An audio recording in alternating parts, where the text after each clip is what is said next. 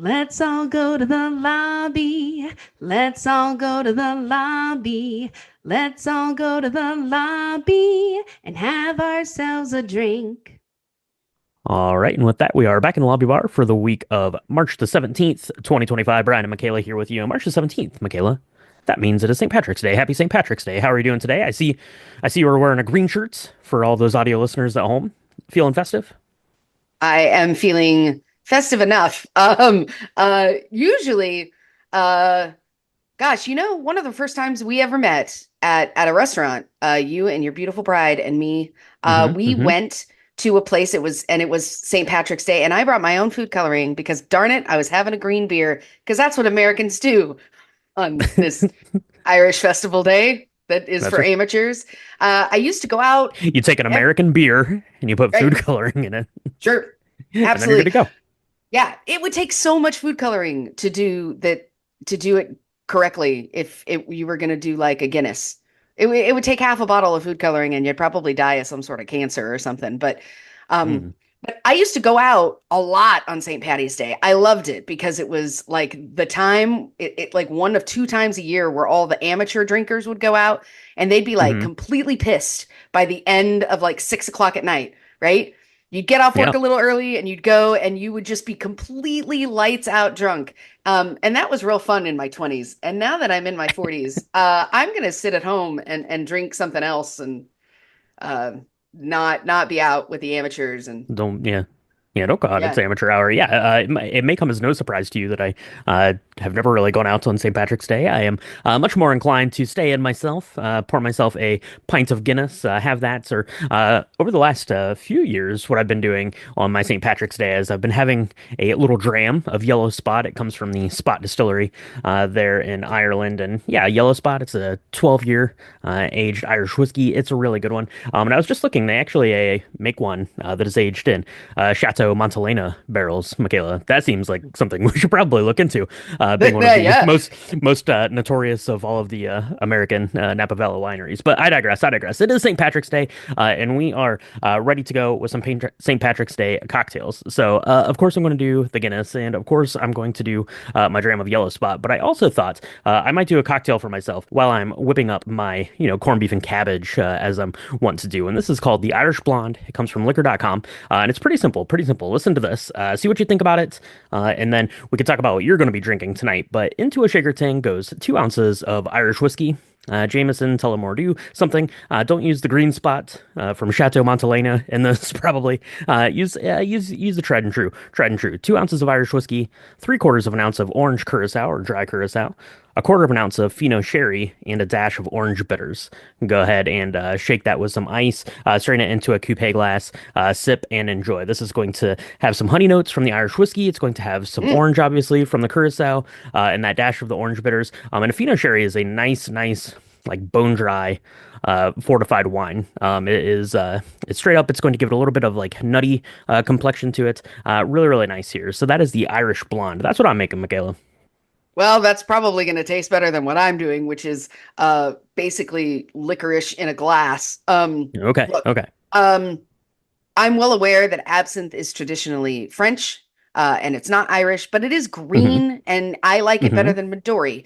And like I said, this is amateur hour, and apparently it's really amateurish to try and set your absinthe on fire like they did in the old days. But we're gonna do it here at Drink the Movies, Okay. just for the sake of St. Patty's Day. Now, here's the deal: we actually aren't going to do this. We do not want you to light your house on fire. If you're going to do this, use caution. Don't try this at home.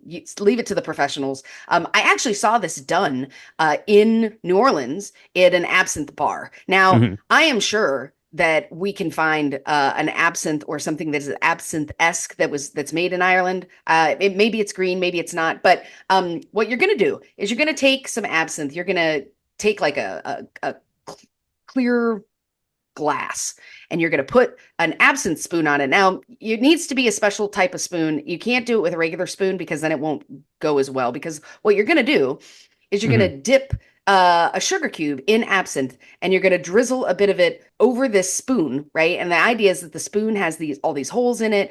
It's going to like drip the sugar into the absinthe, and it's going to like change the flavor, and that's where you get this weird like milky looking color to it. It's still green, but like the green fairy is apparently you're supposed to like see it in the glass. What you're going to do then is you're going to use the absinthe spoon. You're going to set that soaked sugar cube over that absinthe. Okay. It needs to be soaked. If it's not soaked, it will not set on fire. With a lighter, then you're going to carefully set the absinthe soaked sugar cube on fire. That it's going to burn, then it's going to go out on its own. And then you're slowly going to drizzle a little super cold water over the cube so that it drips into the glass of your absinthe. That's how you're going to do it. I would recommend like an ounce of absinthe, maybe an ounce and a half of absinthe to do this with. It depends on how much you like. A lot of people do a lot of crazy stuff. My friend Jeff, he loves absinthe, so he'll do this with like a whole half like glass, and I think that's nuts. But that's what I'm doing because it's green and it's flaming, It and is. it seems like a real bad idea, which is basically everything that we do on St. Patty's Day. So that's what I'm doing.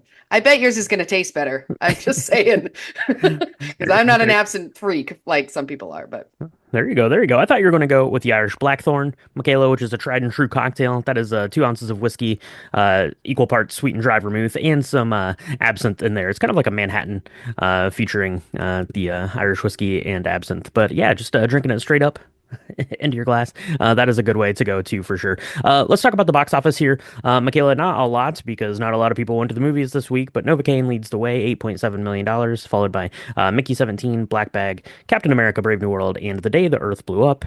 A Looney Tunes movie, rounding out the top five there. So Novocaine takes the weekend. Not a great outing, like I said. Not a lot of people out this weekend to check out a movie. I don't know if everyone was out doing their bar crawl, their pub crawl, right for St. Patrick's Day.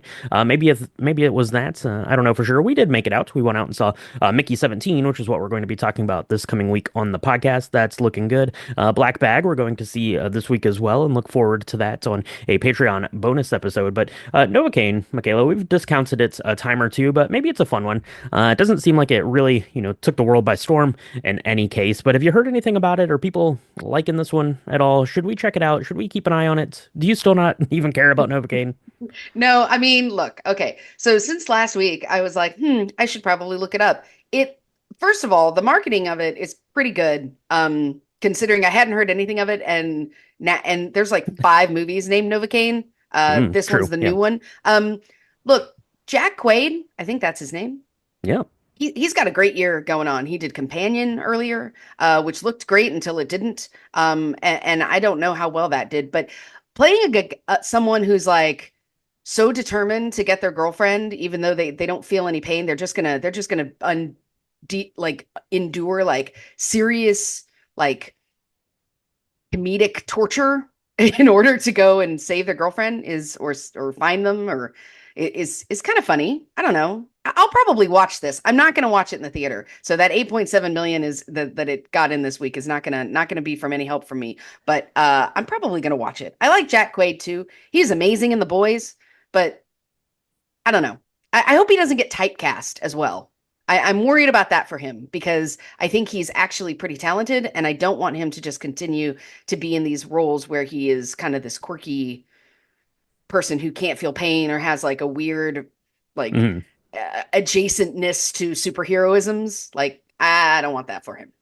Yeah, because he has this boy next door kind of thing. So he is often playing like this boyfriend type of a figure here in these films. So yeah, we'll see. We'll see. Let us know at home if you have seen Novocaine, if we should go check it out, or if we should just wait to pick it up on streaming, which we're probably going to do because Michaela, there's breaking news. I think today they just announced the official 98th Academy Awards are going to be taking place on, I believe, March the 15th. March the 15th of 2026 is going to be the Oscars, which means, Michaela, that we have less than a year to get our Oscar watch done. So we've got that to look forward to. Maybe Mickey 17 makes it into the Oscars. Maybe we have one off the list already. I don't know. Probably not. I don't think so. But we've got a couple of things coming out this week that maybe we need to keep an eye on as well. We have the Alto Nights coming to your movie theater that is starring Robert De Niro two ways. If you really like Robert De Niro, get extra Robert De Niro here in this. Speaking of Mickey 17, having some dual lead actors there. So we've got that coming out everyone's way. We also have Snow White, the live action remake from Disney, which seems to be like a whole kerfuffle of things. I don't even know how to make heads or tails of the Snow White thing, what Disney is doing with it. I don't know for sure. Michaela, are we going to go see the Alto Knights? Could be good, could be terrible. I don't know. Oh, I want to definitely see the Alto Nights. I want to see that way more than I want to see Snow White. And I don't I haven't even heard like a month ago there was a bunch of buzz around Snow White right before like all the Oscar and Golden Globe stuff. Hmm. I saw a bunch of ads for it, and now I haven't seen anything except for like one display in the theater and like a our beautiful chalk jar lady who does all the artistry in at our Mm-hmm. Regal Cinema. It's beautiful. That one's gorgeous, but I don't know. I think that they're like gonna have it out for like a week and then they're gonna stream it because it is not. It just doesn't feel like it's gonna do well, and I don't know. I don't know if I'll see it. My son's not really interested in seeing it. He wants to wait until it's streaming, which he says is going to happen like 2 seconds from opening day. So we'll see. We will see. We'll see. So I've got that coming everyone's way to the movie theaters. We also have a new show on Netflix coming out, The Residents, which is kind of like this whodunit comedy kind of thing. It's set in the White House with the White House staff. Might be like a newer version of Clue kind of thing. This one stars Uzo Aduba, who you might remember from Orange is the New Black. So kind of excited about that. That could be kind of fun. So we'll see how that goes. And we've got some fun stuff coming up here on the podcast as well. I mentioned Black Bag. We'll be covering that on our Patreon bonus episode. It's patreon.com/drinkthemovies. You can go check that out for bonus content, live streams, all that good stuff. And last week we talked about Honora, which is the best picture winner for this year. We recreated the Fanny's cocktail. That was really great. And then this week, again, we are covering Mickey 17, which is a pretty good movie. Looking forward to having a chat with Michaela about that one. We haven't really had a chance to talk about it too much since we saw it earlier this past week. So, with that, Michaela, it is St. Patrick's Day, so you should probably go hydrate. Eat something with carbs in it. That's going to help, get the stomach right before you, go ahead and I guess get into your absinthe of the evening. So I'll call in and check on you later to make sure you're doing okay. And we'll talk to everyone next week in the lobby bar.